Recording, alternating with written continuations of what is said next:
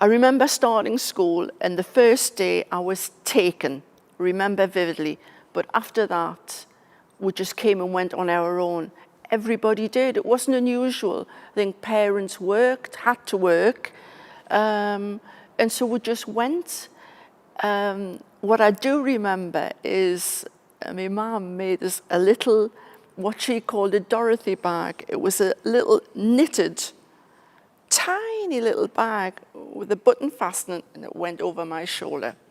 And that in there was a slice of bread and butter to have with the little bottle of milk, and that's what I remember.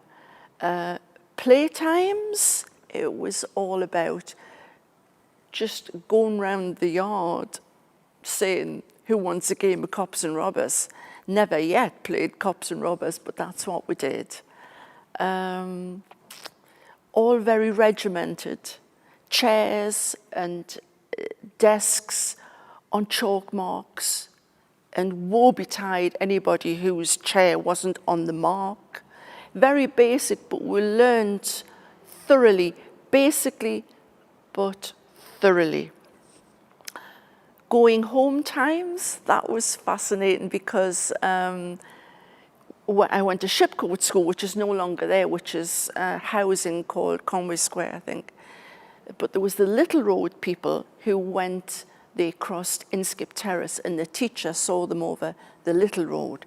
The Big Road people went over the Old Durham Road, and the policeman from the police box, which was just down from the store, saw it over the road. You know, but there were happy days, and there were good days. And of course, they put us in a school, Carhill School. Shipcoat School had been demolished by then. But the headmaster from Shipcoat had moved to Carhill. And his name was D.P. Cowell. And I remember him because he, whenever he told somebody off, he said, you better watch your P's and Q's. Now, for years, we sat and wondered what P's and Q's meant, you know? And we still don't know to this day what he actually meant, but this was what he's saying when he told you off. And Carhill was a nice school. It's pretty much as it is now, only it's been modernised, of course. But in those days, it was old brick, and it still had the metal steel verandas along the top. And we used to lovingly nickname it Alcatraz, because somebody had mentioned something in the late 50s and 60s about a prison in America called Alcatraz. We didn't know what it was, but apparently, you know, it resembled metal fences and whatever.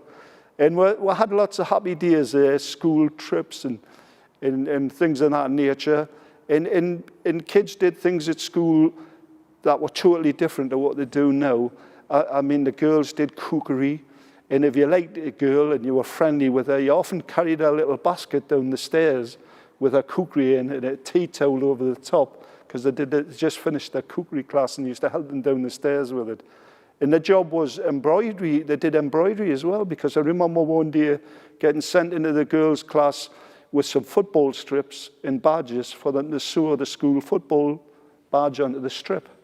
So we kept them busy, kept them interested, and they were good things, good days. I wonder how many girls in school can sew now, or even how many can cook.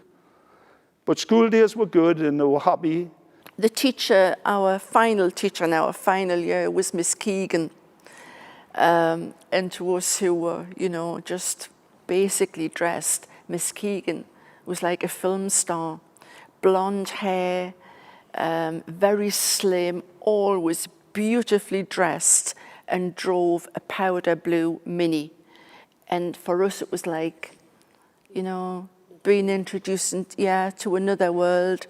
But she was a good teacher and a nice person, but you were just fascinated looking at the beautiful outfits and the great big high heels. And I suppose we aspired to be like her. Never ever happened though.